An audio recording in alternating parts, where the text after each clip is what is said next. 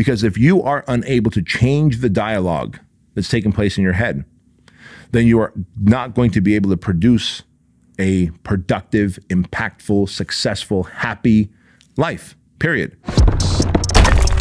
Welcome to the Bedros Keuilian Show. The most important conversation you could ever have is the conversation that you have with yourself. Hey guys, my name is Bedros Keuilian. Welcome to the Bedros Keuilian Show. And if you are watching this on YouTube, I want to let you know that 72% of you watching this are not subscribed to the channel. So if I'm able to add any value to your life with this episode, please consider subscribing.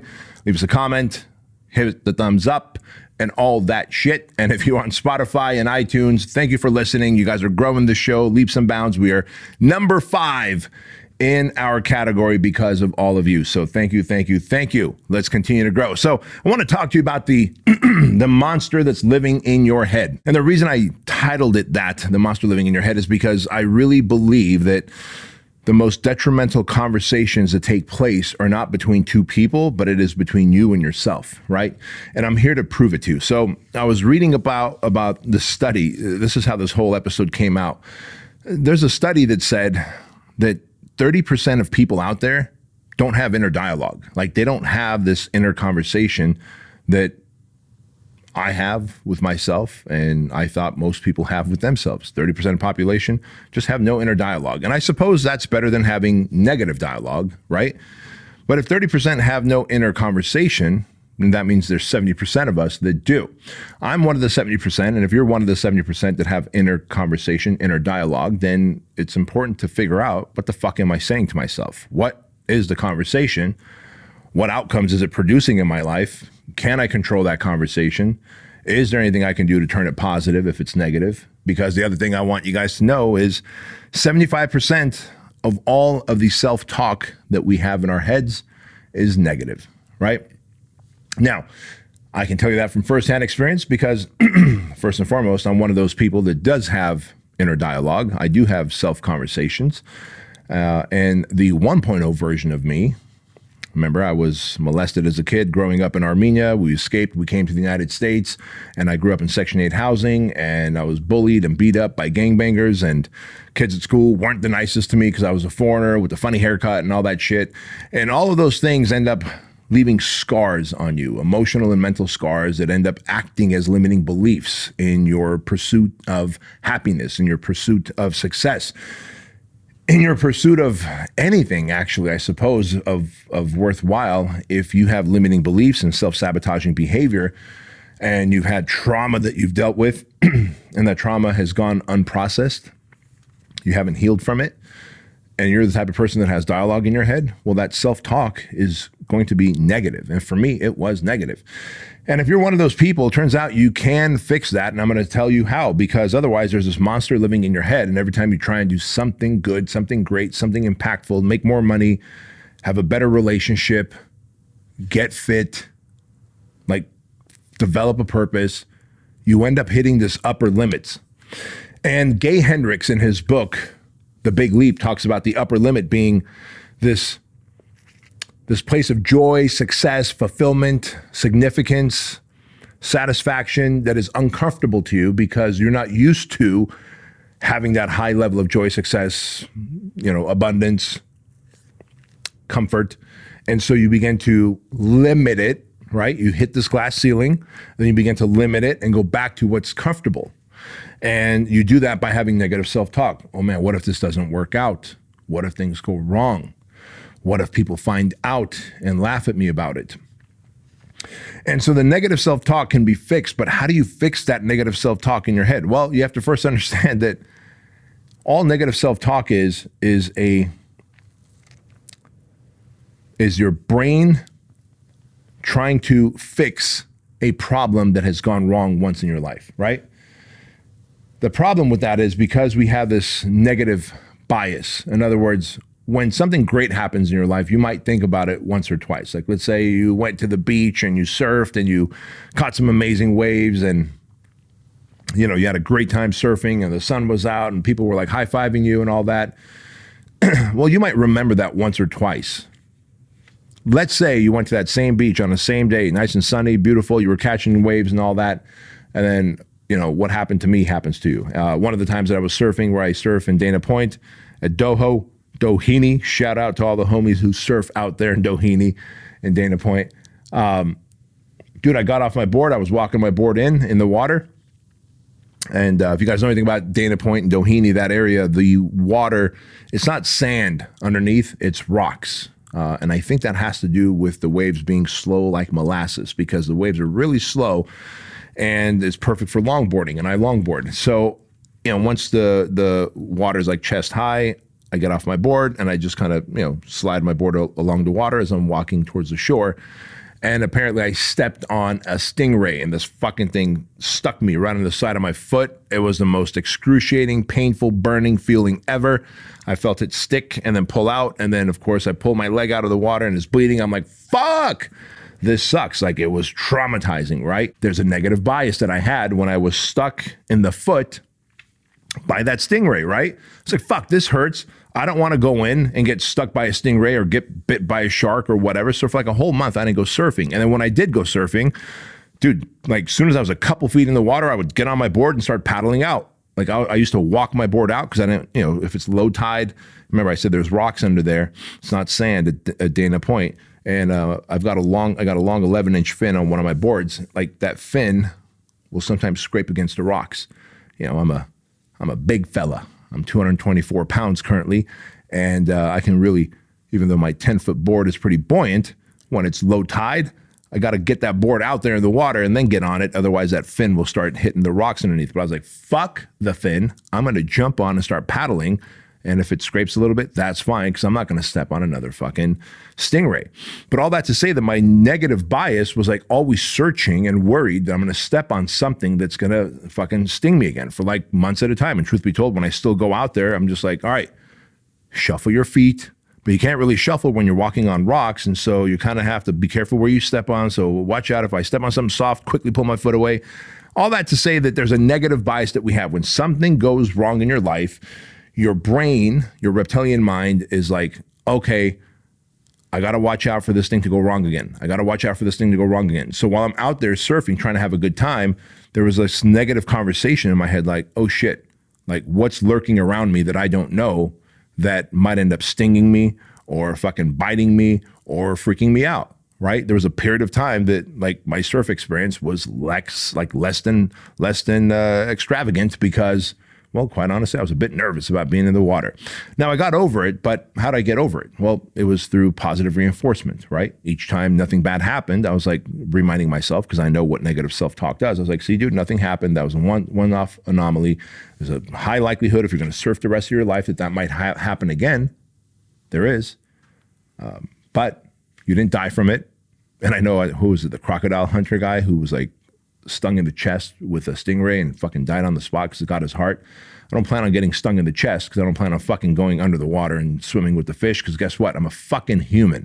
I'm going to stay above water, but I am going to stay on the water, and it does feel good to surf.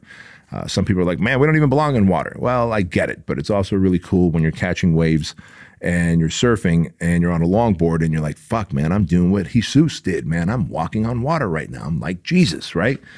And so, but it's a cool feeling, man. You're stoked. You realize how insignificant you and your problems are when you're looking at the mighty Pacific Ocean. And then you get to meet some of the coolest people, man. A fucking UPS driver, a fucking former executive of a fucking big company, and old guy who's been a sponsored fucking surfer for like 40 years. And they're all in the water with you. But all that to say that your brain will have a negative bias, and it's always searching for the negative things that went wrong in your life. And it's always going to try and bring it up to then solve it. The problem is you bring it up and just replay it. This is why when you hear about, people that have a negative mindset or negative self-talk have health issues, it's because when you're constantly reliving, in my case, the stinging of the stingray, right?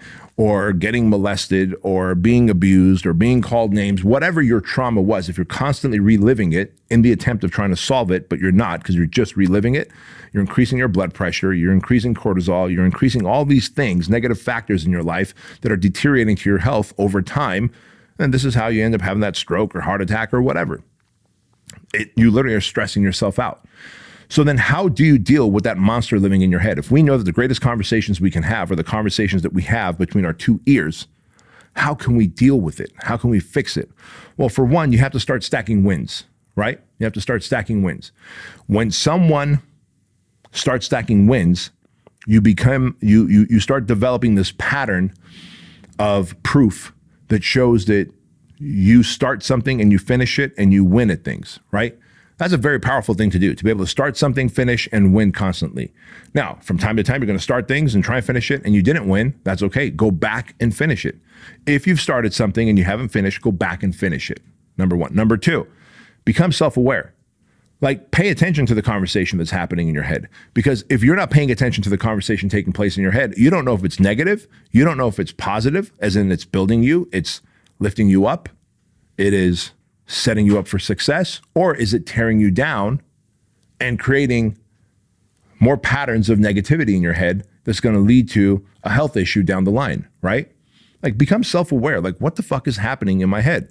Like, you would never let your child around a group of people who were cussing up a storm and talking negatively and saying fearful and scary stuff. You'd want to rescue your child from a group of people who were angry and mad and talking in a negative way. So why wouldn't you be that self-aware about the conversations that are taking place in your head? Because those conversations do end up creating an outcome, right? But each time you can become self-aware, you can stop that. You can actively stop that and then go to incantations. Incantations could be as simple as, I like myself, I like myself, I like myself. You've heard me say this before. I get nervous when I'm going to speak on stage. And when I'm speaking on stage, I love it. Once I'm on stage speaking, I feel like I'm in flow with the audience. 700 or 7,000 people makes no difference to me. I love it. I'm in flow. All the way to the point of getting on stage, the negative little fucking monster in my head wants to have those, like, dude, you're going to fail. You're a foreigner. You English is a second language. You're not going to be good at this. What if you just freeze up and people start laughing? What if you can't even impact these people? What if, right? And so soon as I become aware that that's happening, I'm like, whoa, that ain't going to happen. Why? Because number one, I've stacked enough evidence, right? So the negative monster does come up. Don't think it won't come up. One, being self-aware allows me to stop it and then replace it with positivity and evidence of wins. This is why I said you got to stack wins. I go, dude, you've had several hundred speaking gigs. Every single one of them had positive reviews, and you've been asked to come back to them. Why would this one be any different? It wouldn't. It wouldn't be any different. However, this one being a bigger event, this one being at a different location, this one being a different audience that I'm not used to, the negative brain starts looking for what can go wrong. If I'm not self-aware of it, then I can't stop it. If I can't stop it and produce evidence of the wins that I've had, I won't be able to then change it to positive conversation, right? And those are the things that I want to stress to you here. Because if you are unable to change the dialogue that's taking place in your head, then you are not going to be able to produce a productive, impactful, successful, happy life, period. You are the byproduct of the conversation that takes place in your head. You're the byproduct of the 5 people that you hang out with the most. You're the byproduct of your thoughts and feelings, right? And so all of those things you could have impact and change. I can change who I hang out with. I can change my thought patterns once I'm self-aware. I can reinforce it with positive things that I've accomplished as evidence of being a winner. And so if you're like, man, I've never accomplished anything positive, so when negative thoughts come, they just fucking swirl and take me down the spiral of fucking sadness and anxiety and depression. Well, guess what? Do something about it. And so what is that something? One way you can start stacking wins, like if you come from a place that I come from where you have been abused, I don't care if it's sexual abuse like I was, physical abuse like I was, emotional abuse, mental abuse, it doesn't matter.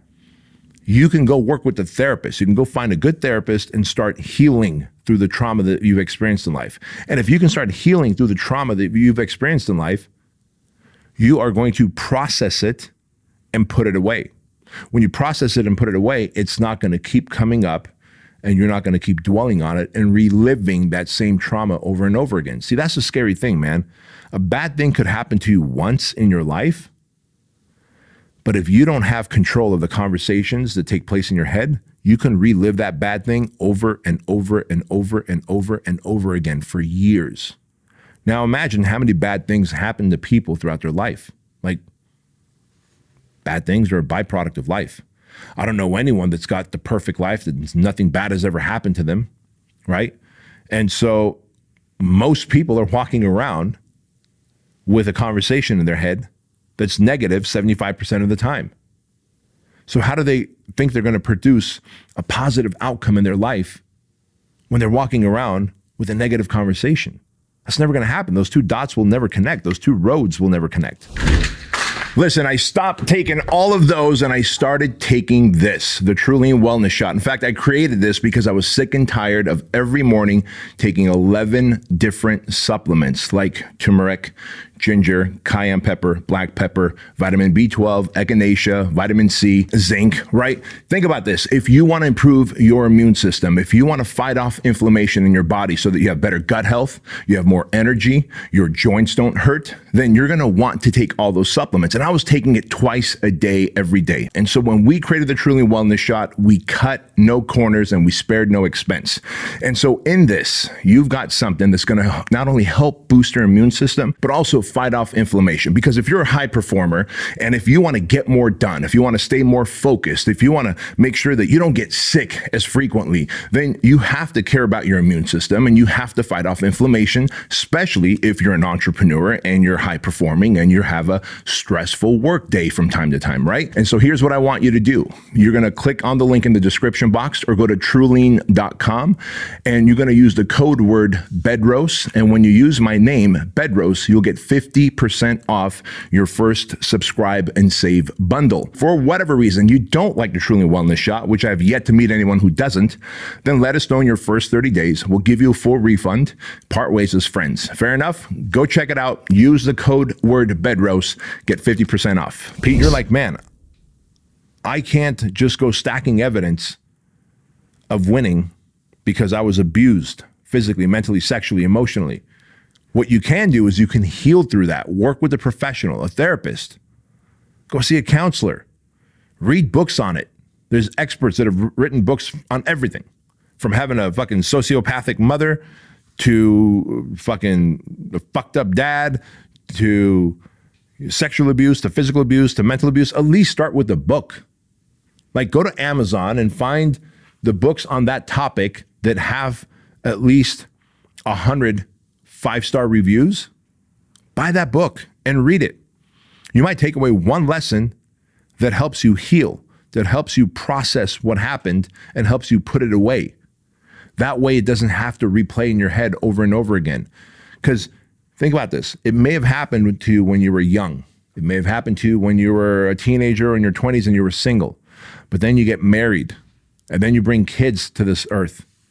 And if you haven't processed through the negative dialogue that's taking place in your head and you're reliving all that shit, it impacts your relationship. It impacts your kids. It impacts the way you run your business. It impacts the way you lead people. It impacts the conversations that you have. It impacts the energy that you put out, right? We could all feel people's energies. Like, most people who are self-aware, and I imagine if you watch and listen to this show, you're a self-aware person, you've done the work, you're developing into the 2.0 version, you can sense when someone's got shit energy and it's like kind of like Eeyore from Winnie the Pooh, where their energy is just dragging you down and you're making you funky, or they've got energy that lifts you up and makes you feel fucking amazing, right?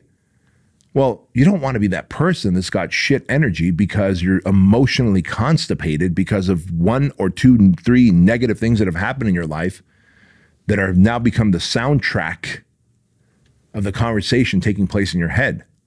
So if you can, stack wins so that you can have evidence to the contrary when that negative talking monster comes up. Number 2, actually become self-aware so that when the negative talk begins, you can stop it and then produce those wins as evidence to self that this negative self-talk is unnecessary.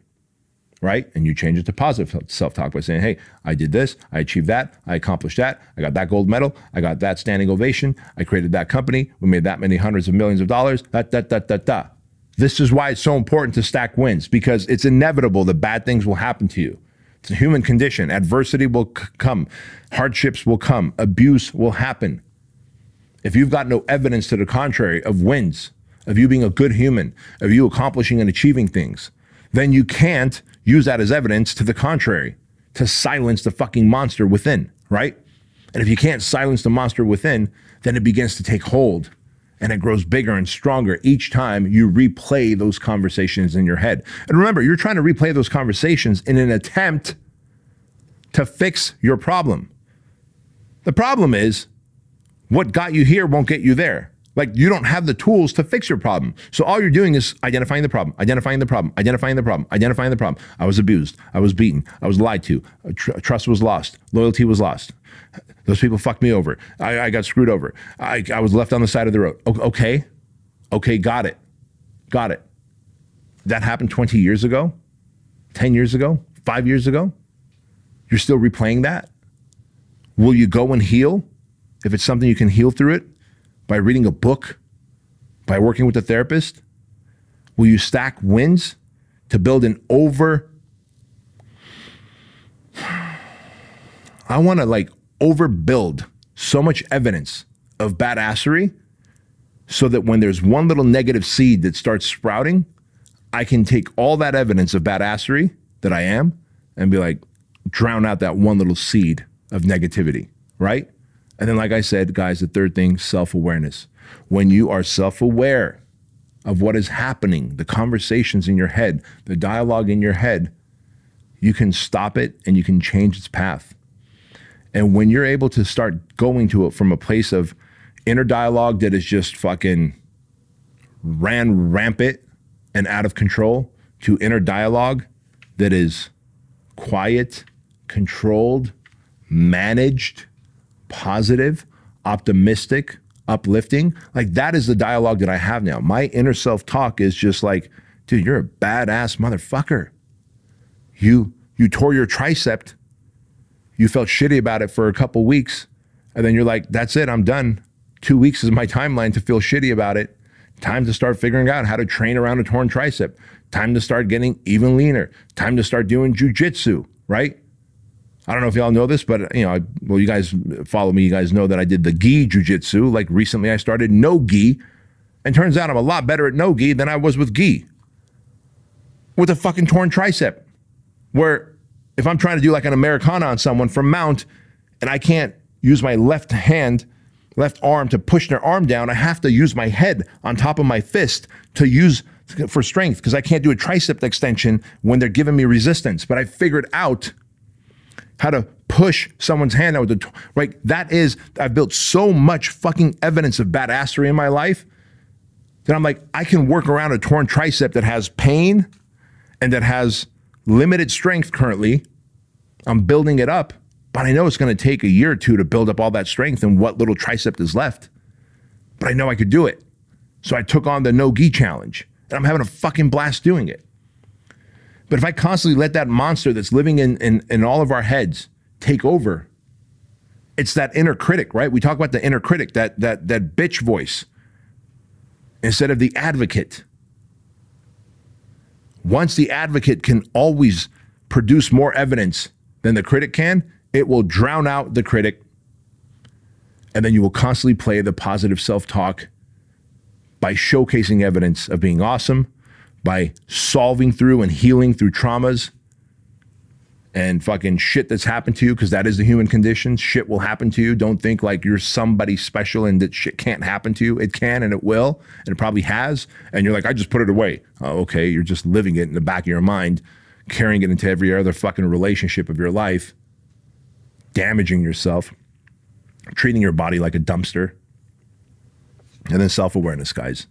That's what it takes. Guys, I hope you got a lot of value from this episode. If you did, please share it. Please like it. Please leave us a 5-star review. And remember this, that average is the enemy, that success is your responsibility, and change can take place in an instant if you are willing to flip the switch. I'll see you next time.